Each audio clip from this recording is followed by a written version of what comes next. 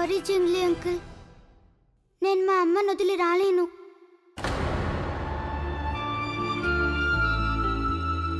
మీరు అమ్మని ఎప్పుడు ఏడిపిస్తూ ఉంటారు కదా, కానీ నేను మా అమ్మ ఏడుస్తుంటే చూసి తట్టుకోలేను. నాకు చాలా బాధగా ఉంటుంది.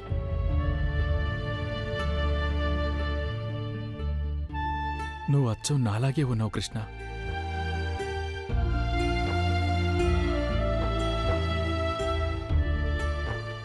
ఇంతకుముందు నేను కూడా ఇలాగే ఉండేవాణ్ణి.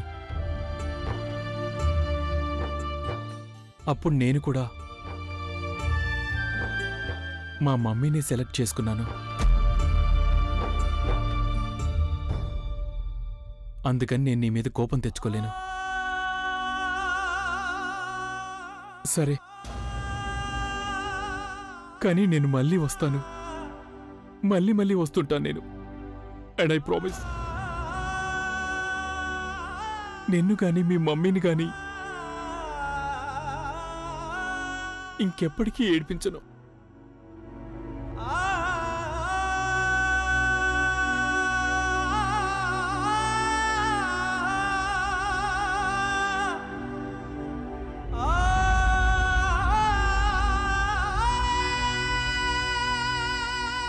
నేనేమి తప్పుగా మాట్లాడలేదుగా అమ్మా, నీకు కోపమేమీ రాలేదుగా?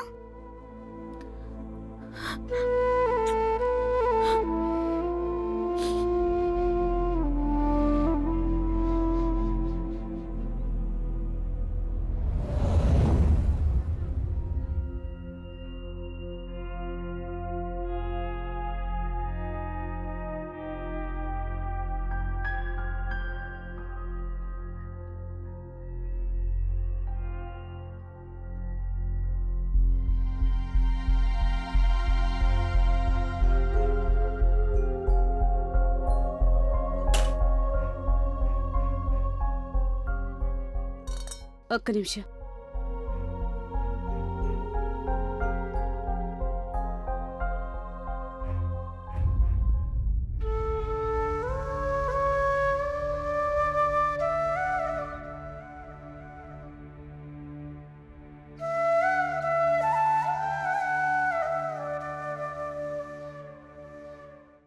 అమ్మా, అలాంటి వాళ్ళది నిజమైన ప్రేమ కాదు, అది వ్యామోహం.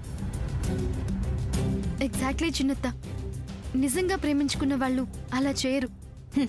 ఎంత మనసు విరిగిపోతే కన్న కూతుర్ని పట్టుకొని మా దృష్టిలో చచ్చిపోయా ఉంటుందా తల్లి?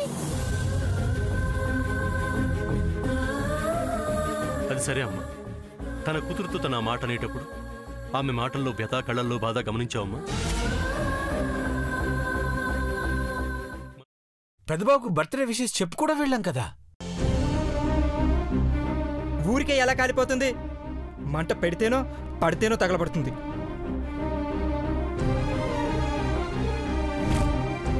కరెక్ట్ చిన్నబాబు, నీకొచ్చినట్టే నాకు డౌట్ వచ్చింది. పార్వతే షర్టును తగలబెట్టిందనుకుంటా.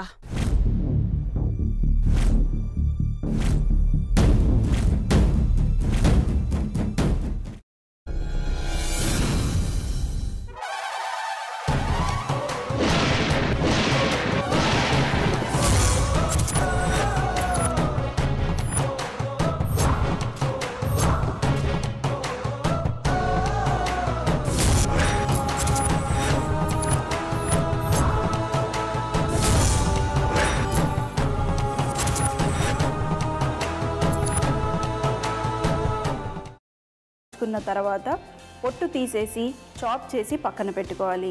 ఒక ప్యాన్లో కొద్దిగా నూనె వేడి చేసి అందులో ఆవాలు, మినప్పప్పు, శనగపప్పు, కరివేపాకు, సన్నగా తరిగి పెట్టుకున్న ఉల్లిపాయలు వేసుకుని 1 నిమిషం పాటు వేయించుకోవాలి. ఆ తర్వాత కాల్చి కట్ చేసి పెట్టుకున్న వంకాయని కూడా అందులో వేసుకుని బాగా మిక్స్ చేసి బౌల్లోకి ట్రాన్స్ఫర్ చేసుకుని అందులో తగినంత చిక్కటి పెరుగు లేదా పల్చటి పెరుగు వేసుకుని మిక్స్ చేసి అన్నంతో కానివ్వండి, చపాతీతో కానివ్వండి సర్వ్ చేసినా చాలా బాగుంటుంది.